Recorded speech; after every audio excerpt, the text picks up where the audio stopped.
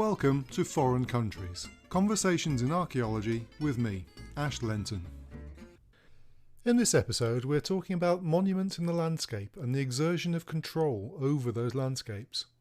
Later on I'll be talking to Dr. Michelle Comer about Ringforts on the west coast of Ireland, but I'm joined now by Dr. Andy Seaman of Canterbury Christchurch University. Together with Leo SUCHARYNA Thomas, he has published a paper in the European Journal of Archaeology on Hillforts and Powys in the British post-Roman West, using GIS analysis of the Dinas Powys Hillfort. So welcome, Andy. How much do we know about early medieval hillforts in Wales or Western Britain, and what kind of questions have you been asking? Well, Western Britain, early medieval Western Britain, is a really fascinating but difficult period to study. Historical records are very few and far between, and we have very few archaeological sites. So it is pretty much a big kind of gap in our knowledge, and to a certain degree we can describe the early medieval period in Western Britain as a dark age. We just don't know very much about it. The few bits of evidence we have some cemeteries, we have Latin inscribed memorial stones, but our main site type, the one site type we can confidently attribute to the period, are hillforts. Now these can be new constructions built in the 5th, 6th, 7th centuries, or they can be reoccupied Iron Age hillforts. And we know a fair amount about these sites, where they've been excavated, they've got high status material culture, including imported pottery and glass, and evidence of metalworking.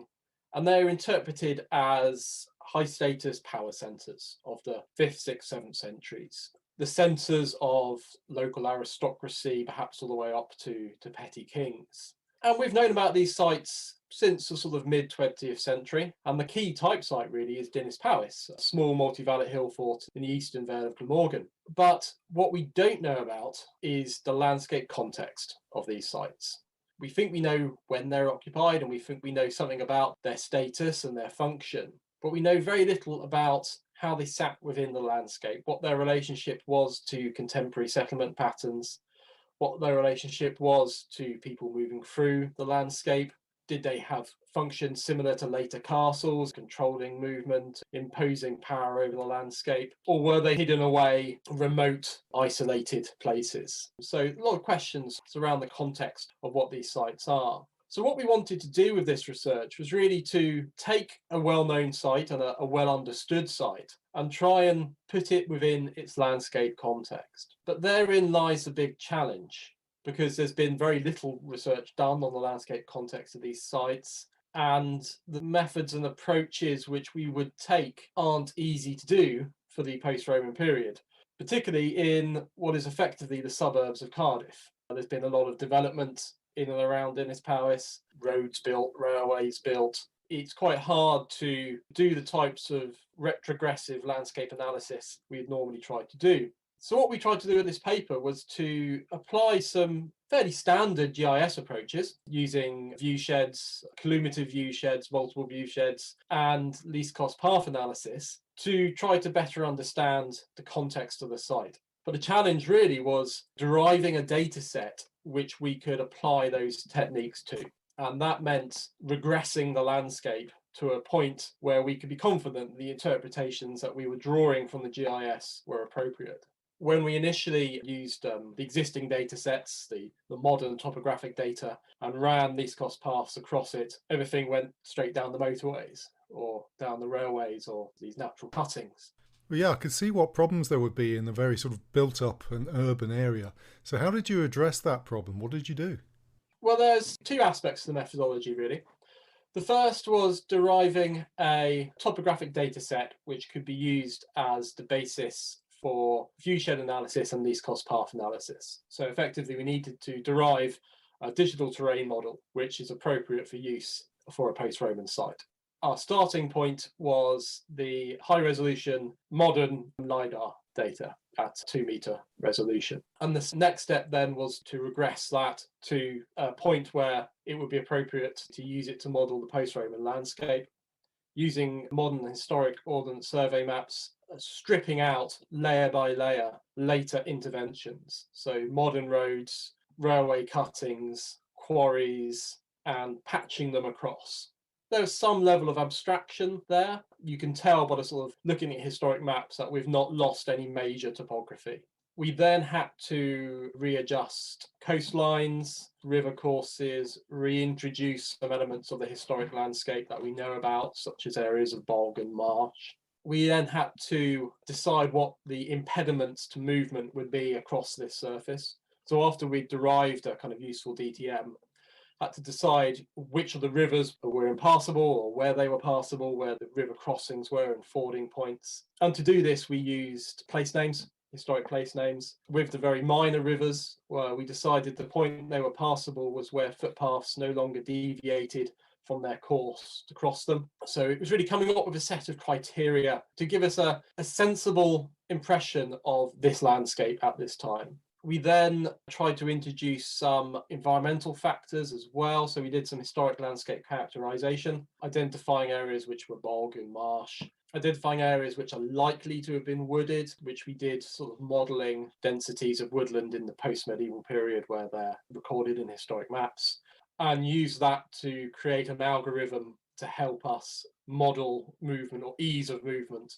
across the landscape. So really it was combining that topographic data, crossing points and rivers and fording points, and that sort of landscape data as well into a single layer which we could use as a cost surface to run these least cost paths across. Now the next big challenge after we'd derived that surface was, where do we run our least cost paths to and from? We very much wanted Dinas Powys, the main site, to be passive within that network. What we really wanted to do was to explore how the site was situated against patterns of movement within its immediate landscape. So how were people moving through the landscape in which Dinas Powys is situated? And does the site, how is it related to those kind of routeways? That may tell us something about its role and its function within the landscape. And what do you mean by that? So we took an approach whereby we identified entry points to the study area and we identified exit points to the study area.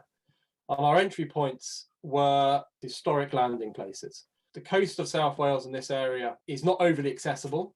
There are about half a dozen points where boats could land safely and get into the mainland from the sea. Those were our entry points to the study area, to the south at least.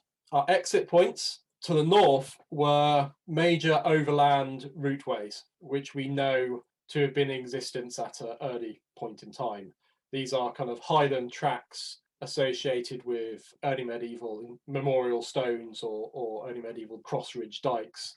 And these are probably associated with transhumance and movement into the centre of Glamorgan and off into Brycheiniog. And then on the east and the west, our entry and exit nodes were defined as the major crossing points on rivers. So there's some big rivers there, the Ely and the Taff. It was the historic fording points. So we have this kind of study area which is bounded by exit and entry nodes. And then we got the GIS to run least cost paths between those, to model movement across this landscape. We connected each point to itself, forwards and backwards. We had some cleaning up to do then. There were some paths which are sort of redundant or nonsensical, and some which are kind of duplicated. But when we cleaned that data set up, what we had was a network of natural movement corridors through what we think is a fair approximation of the early medieval landscape. And then we could put our sites back into it. So we put Dinas Powys into it and looked at it in relation to these routeways. And then we could use the digital terrain model, which we used as the basis for the least cost path, to run a series of viewsheds from the site to the least cost paths, and from the least cost paths to the site, and also a total viewshed of the entire area to get some understanding of its visual prominence within the landscape. Okay, so now you've created this landscape model in a GIS. What kind of data do you get from it? What's the new evidence? It has been very difficult to understand the position of Dinas Powys within its landscape because the site's covered in modern woodland. So you can't see from the site and you can't see to the site. And it's been described as a hidden nest of pirates. And some people described it, myself included, as a power centre. But this new data set allowed us to see that the site is situated in a very particular way. It sits at the confluence of a series of routeways coming from two coastal landing places and then moving up into the centre of Glamorgan. And it exercises visual dominance over the confluence of those routeways. To anyone walking along those routeways, the site would have been a very visually prominent position. What's interesting is the site only really talks to this one corner of the study area, though. It exercises very tight control, Dinas Powys, over these routeways coming up from this southeastern corner of the Vale of Glamorgan. We've envisaged it operating as something of a gatekeeper site. Usually these sites are closer to the coast than Dinas Powys is. But when we look to this topographical position, we were able to determine that it occupies the first defensible location from the coast. We think there's a balance happening here. Defence is important to its location, but oversight of routeways is also important to its location, and a kind of visually prominent setting is important. And we take from this that it's not a site that is hiding away, that is small and inconspicuous. I mean, the site is monumental. It has 4 sets of banks and ditches. It would have looked very impressive. And this would have been a very clear statement of power within its landscape. To anyone moving through that landscape, it would have been one of the most visible monuments within that landscape. And also, one of the other interesting things of the analysis is it suggested that Dinas Powys was not the site within the region. It wouldn't have been able to control, and we think we know something of the size of the polity which it sits within, and we're able to reconstruct it probably sits within a small sort of proto-kingdom of about 15 kilometres across. And it's been suggested that Dinas Powys may have been the centre of that polity. But it's quite clear from this research that it only really talks to a corner of the study area. But if we look at the network, our analysis as a whole, we can see some other sites that occupy similar positions to Dinas Powys, controlling routeways, visually prominent, close to the coast. That could suggest that we should think about those sites performing similar function and perhaps being contemporary and perhaps being part of the same network. And there's one called Llanfyllin, which is a small multi-vallet promontory fort, which looks very, very similar to Dinas Powys. It's entirely unexcavated. I should say Dinas Powys is the best excavated post-Roman hill fort in Wales, so it's our best evidence base. But Llanfyllin looks very similar, occupies a very similar position, has a very similar relationship to the patterns of movement through the landscape, and a very similar structural and visual structuration as well. And another site being Caira, which is a little bit to the north of Dinas Powys. Now that has been excavated, or is being excavated, and there are hints that there may be some post-Roman occupation there. It's not fully published and not fully dated, but there could be post-Roman occupation on that site. And again, that site occupies a similar position to Dinas Powys. So what we think we've been able to do in this work is get a better understanding of the site, how it's situated within its landscape, how it operated as a centre of power, and how that power was articulated through control of the landscape. But also identify some other sites within the region which are potentially interesting and which perhaps could be a focus for fieldwork in the future. So in terms of new interpretation, would you say it's wrong to call it a central place now? Is it a node on a network, or how would you describe it? Yes, I would say we've probably been too keen to attribute the word central place to all of these sites. They have some central place functions, but they're clearly not the central place. And we know that patterns of early medieval kingship were peripatetic. We know that we have multiple estate structures where we have networks of sites. So perhaps we shouldn't be, expecting a single central place. And nodes within a network may take us somewhere, maybe a better way to start describing these sites. Well, it seems that this opens up vast scope for future research now. Well, we've done one small case study. So ultimately what we'd like to do is to apply this methodology to other sites and to see if the patterns we're getting are real or genuine or can be replicated. I very much suspect that post-Roman Hillfort is not a site type, that we see a variety of site types within it, and we shouldn't expect necessarily the model for Dinas Powys to be widely applicable. But I would like to apply this methodology more broadly. There are elements of this work which can be taken in lots of directions. The methodological aspect, in the sense of the way in which we derived the least cost path network, the way in which we derived the cost surface, I think they have applications well beyond early medieval archaeology or Western Britain and could be used in other situations. I think it's fair to say that these are off-the-shelf techniques, viewshed analysis and these cost paths, but sometimes there is a certain amount of black boxing in the way they're applied. And I think what we've been able to do is to give a more textured approach and the methodology which is perhaps more appropriate for landscapes which we know are dynamic and change over time. And presumably much further afield. The other thing which is quite remarkable about post-Roman hill forts is it is very much a European phenomenon. The reoccupation or the occupation of hilltop fortified sites we can trace across much of Europe in the 5th, 6th and 7th centuries. And these sites share quite a lot in common. This high status focus, the evidence for metalworking, prestigious material culture, perhaps evidence for feasting, the idea that these may be power centres. There is evidence as well that the European sites, some of which are at least located in relation to routeways. So it would be interesting to sort of apply this methodology more broadly, not just within Wales, but across onto Europe as well. So what will you do next? There's potentially scope for taking the analysis further by linking it with environmental data. I have a separate project where we're doing some very high resolution pollen analysis on the Dinas Powys landscape as well. And that might be able to help us if we can model patterns of environment through our pollen data. We might be able to build that into our cost surface as well to add further nuance and texture to it. And Leo's continuing to work on these ideas. He's currently doing a PhD at Edinburgh and taking these ideas forward, but in a prehistoric context. Well, hopefully we'll hear more about that in the future. Thank you very much indeed, Andy Seaman. I'm joined now by Dr. Michelle Comer of the University of Ireland in Galway. We're going to talk about her recent paper in medieval archaeology on square ringforts and investigating ringfort types in Western Ireland. Michelle, you've spent many years studying Irish ringforts. What kind of questions have you been asking? I suppose I've been studying the Irish early medieval period and its most common settlement form, the Ringfort, since I did my own PhD. And I started kind of a research project well over 10 years ago now, surveying Ringfort landscapes, particularly in Western Ireland where they're best preserved.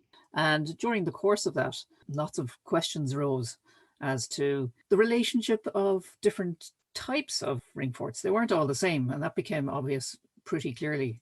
And there is a classic description of the Irish Ringfort that everyone teaches in university or reads in textbooks. But it became clear once you set foot in the field that they don't all actually fit into that nice, clean description. There are many sites that are different. And when you come across something different as an archaeologist, the first thing you ask is, well, why is it different? What's going on here? Am I looking at a Ringfort at all? Or is this some other kind of monument? So I suppose the first thing I did was to notice that these different types existed. The second thing I did was to survey them, to record as many of them as I could find in my own study area. And I suppose the final step in that process for most archaeologists will be to put a spade in the ground and try and get some hard evidence, some definitive answers to some of those questions. Now, as with any excavation or any research of this nature, you'll probably generate more questions as even excavation progresses. And that was the case here as well.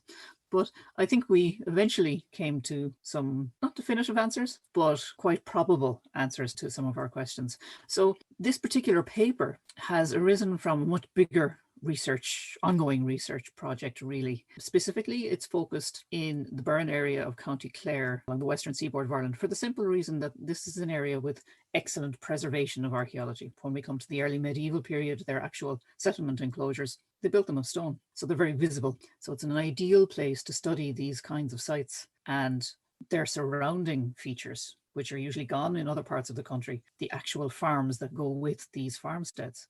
Looking at all of those different aspects of early medieval Irish settlement and noting that we don't actually know all that we think we know. And in this particular case, it was these sites that were a different shape.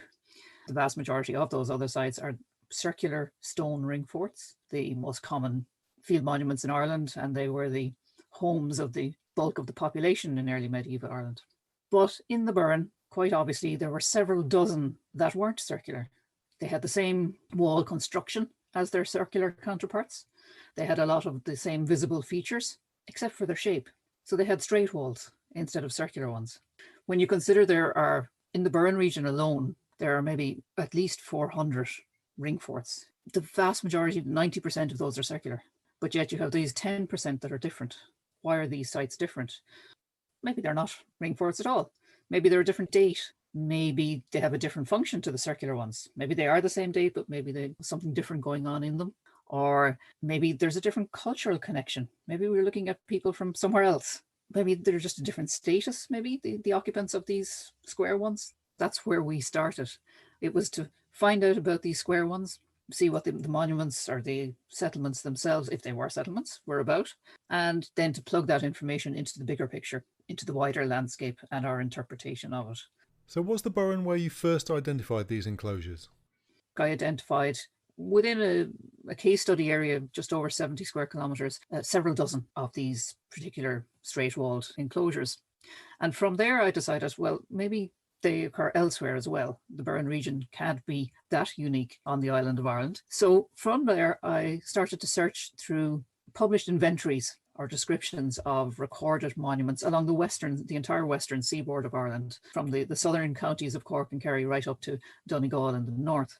And in doing so, I came across in the descriptions of various ringforts or enclosures that they had straight walls. And in many of these published inventories or records, they hadn't separated them out into a different category. It almost went unnoticed in the descriptions of the site.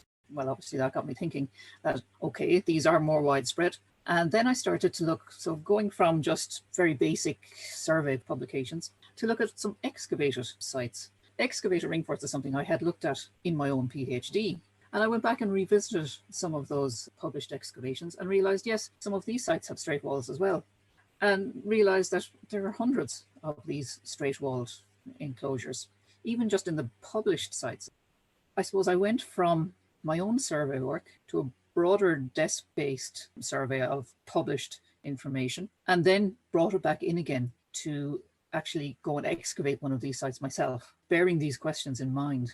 And I suppose these are probably questions that previous excavators didn't have, so they didn't address them. They didn't take much notice of, oh, this wall is straight rather than circular.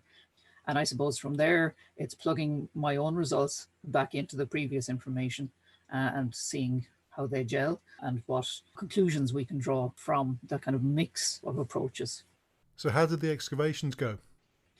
The site we excavated was or is part of a landscape that we're currently still active in, and we're excavating some of the other features in that landscape around this particular straight-walled enclosure.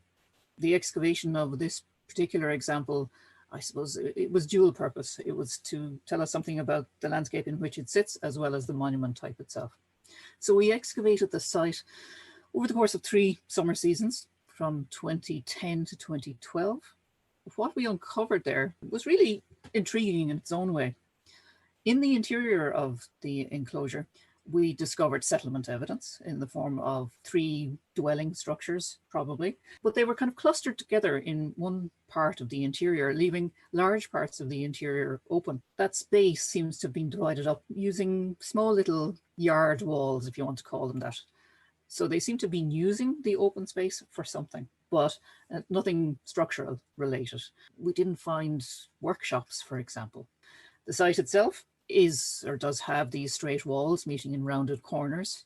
In terms of size, it's about 38 meters across. It has an entrance through the dry stone wall, and that entrance faces south.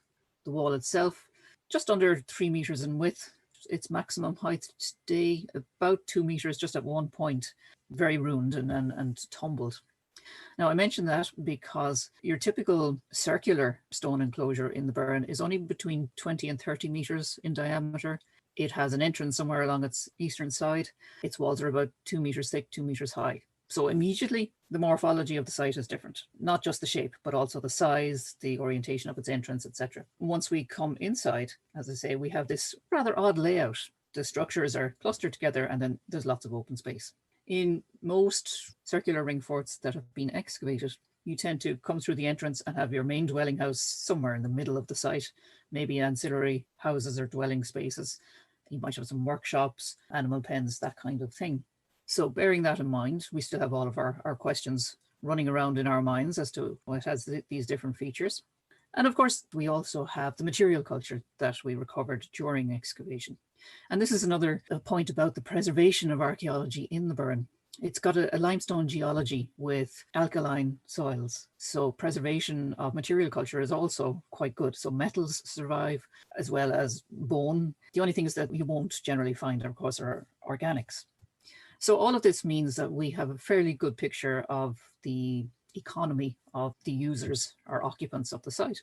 That material reflected a farming existence, an agricultural existence. These people were exploiting mostly dairy cows, but they also had pigs and sheep, some domestic fowl, the usual cats and dogs running around the enclosure, but they were also growing and processing cereals. So a mixed agricultural economy. There was some evidence of the hunting of red deer, the exploitation of both fish and shellfish from the shoreline, which is about 10 kilometers away.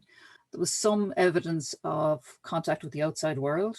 They were importing things like copper and tin or bronze for some bronze working perhaps on site. And the personal possessions reflected a slightly above average status for the occupants. Not a huge amount of nice things, but more than your typical farmer. So here we had a site where the material culture recovered was not unlike that you might find in a circular ringfort. It suggested that these weren't a different people with a different cultural background. Their material culture is identical to all the rest that we have found in the circular ringforts. The structures, there was nothing really unusual about them apart from maybe their clustering in one part of the interior. But the big difference, of course, was still the shape of the site. And what about dating the site? We progressed obviously to obtaining radiocarbon dates for a lot of our phases of activity and features and so on. Any feature we found, there was bone in it. We had no shortage of samples. And our radiocarbon dates produced a use range of 7th to 9th century AD, the construction and primary use of the site. And indeed, it was gone out of use by the 10th century when there was dumping of rubbish which blocked up the entrance to the site. So that gives us a nice end for the use of the site. Contemporary with the vast majority of excavation circular sites. Most of those produce dates from, say, 600 to 900 for their use and construction. It turned out this straight wall site wasn't a different date. It didn't have a different cultural background, and its status of the occupants was nothing unusual. So that left us with one broad category of explanation, really, that being it had a different function. So with a lot of new evidence, are you starting to make new interpretations? Clearly, from the evidence, we could see, well, they're farmers, so is everybody else. What kind of function might have produced or left behind the evidence that we found? Clearly, they weren't specialist metal workers. They were doing a bit, but just subsistence stuff. There was no evidence that they were producing a specialized craft product, for example.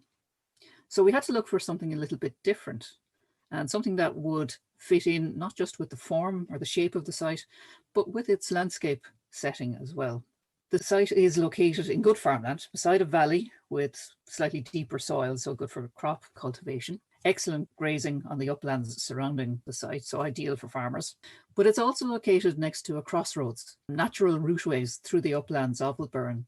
One running north-south, the other one running east-west, and they cross right next to this particular site. The routeways appear to have been in use since prehistoric times, so people could travel to this particular site with relative ease. That leads you to looking at the site from outside, not looking at just what was found inside.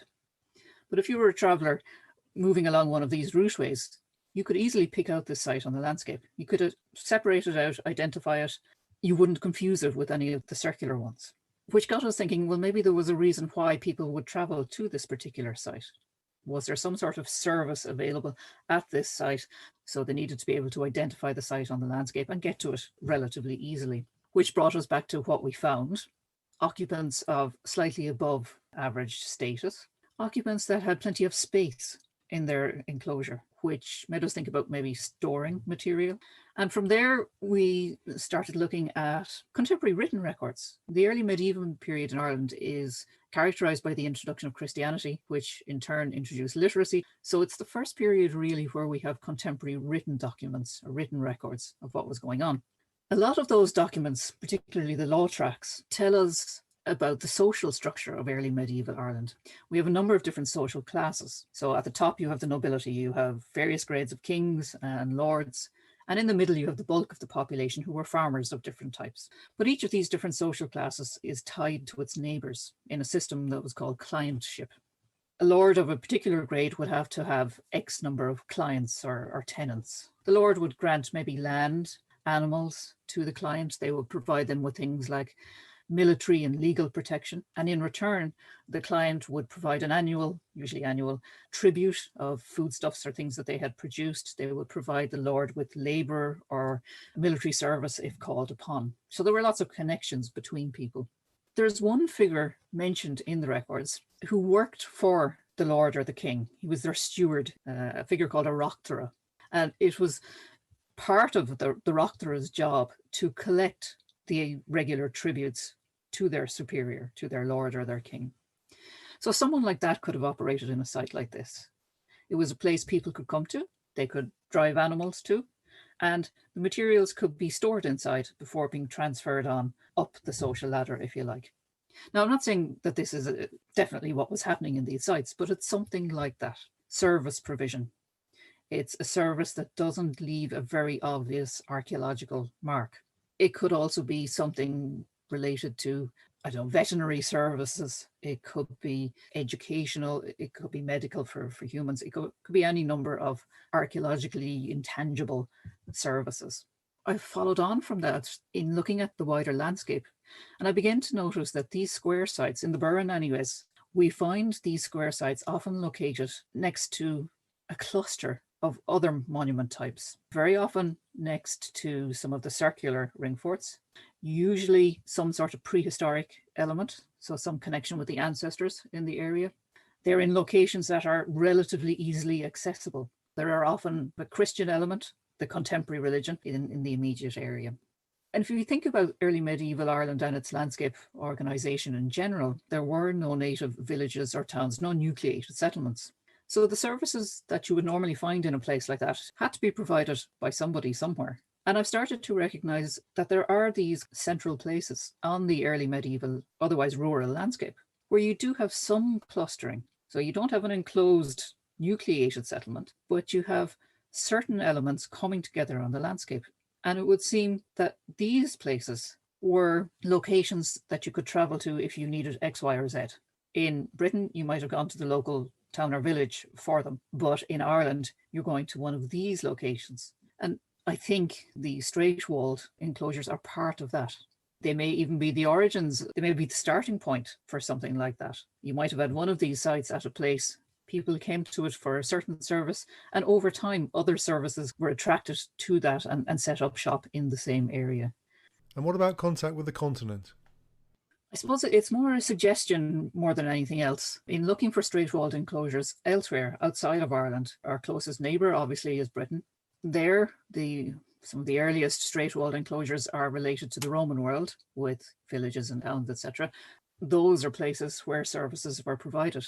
And we know that in the centuries around the start of the early medieval period in Ireland, the Irish had plenty of contact with late Roman and post-Roman Britain and would surely have encountered some of these settlement forms. There were even kind of Irish colonies in parts of Britain in the late Iron Age into the following centuries, particularly in Wales, in the southwest, and of course in Scotland. And there are even some straight-walled stone enclosures in parts of Wales that have been recorded as or known locally as Irishman's huts. So a cultural connection, how far back that connection might go is another matter entirely.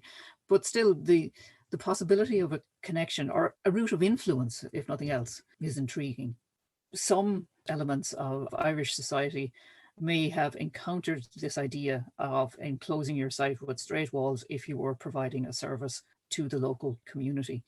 So it's possible that the seed of some sort of idea may have come from abroad. If you're providing a service, you do X, Y, or Z. What we might be looking at is a local Irish interpretation of that idea in a rural setting, as opposed to a nucleated urban or semi-urban setting. I wouldn't suggest that every square or straight-walled early medieval Irish enclosure had direct connections with something overseas. but that, the seed of an idea might have come at some point and spread from there. Yeah, they could be entirely organic. They don't need to be imported, do they?